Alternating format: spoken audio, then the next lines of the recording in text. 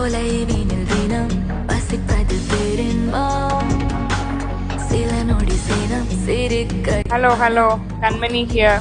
பேசு. Hello Karthik here.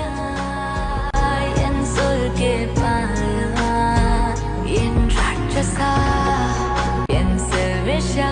கடப்போமே உன்னை தாண்டி எதையும் என்னால் யோசனை செய்ய முடியா.